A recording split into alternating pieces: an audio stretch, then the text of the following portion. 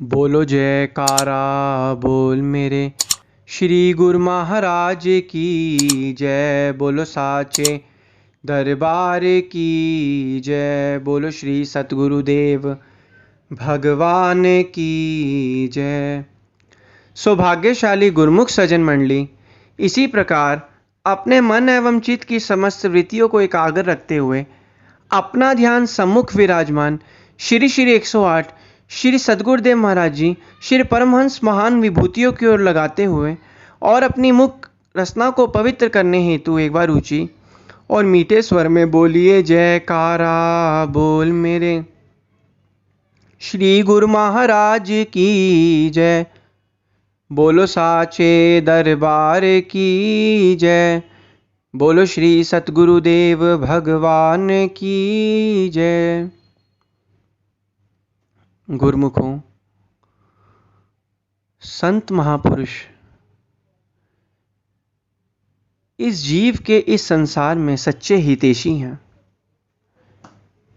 वो चाहते ही नहीं हैं कि जीव कभी दुखी रहे, अशांत ना रहे। वो हमेशा यही चाहते हैं कि जीव हमेशा खुश रहे, शांत में जीवन व्यतीत करे और उसे आनंद में व्यतीत करे। और इसीलिए महापुरुष अथक परिश्रम कर रहे हैं कि वो जीव को हमेशा सच्चा सुख और सच्चा आनंद प्रदान करें। महापुरुषों की जो कार्यवाही है, महापुरुषों का जो मिशन है, वो जीव को सच्चा सुख और सच्चा आनंद, एक शाश्वत सुख और आनंद देना है।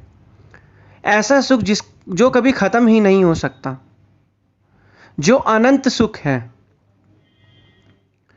मगर जीव इतना सत्संग श्रवण करने के बावजूद, इतनी महापुरुषों की लीलाएं सुनने के बावजूद भी आज दुखी और परेशान है। उसके दुखी और परेशान होने का कारण जीव को यह भी सच पता है कि ये संसार की सारी चीज़ें हमारे साथ नहीं जाएंगी।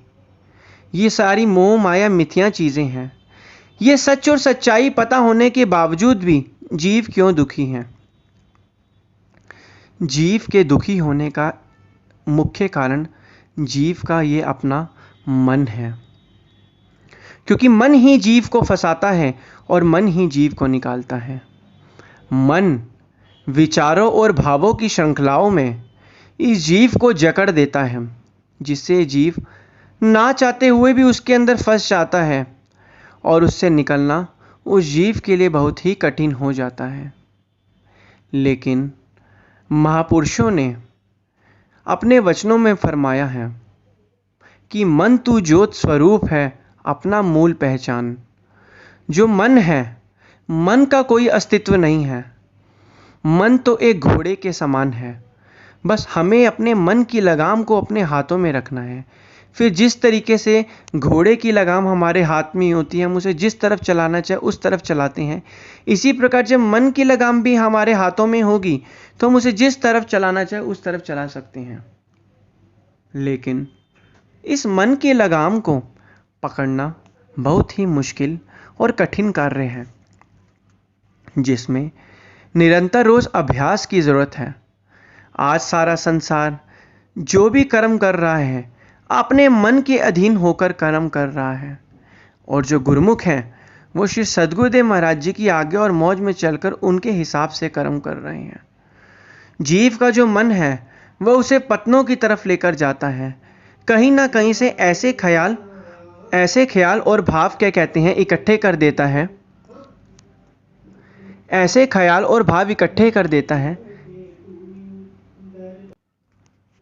गुरुमुखों, मन का जो मेन मकसद है वो जीव को पतनों में डालने का ही है। वो चाहता ही नहीं है कि जीव उसके चंगुल से बाहर निकले, क्योंकि मन ने आत्मा को अपने जाल में फंसा रखा है।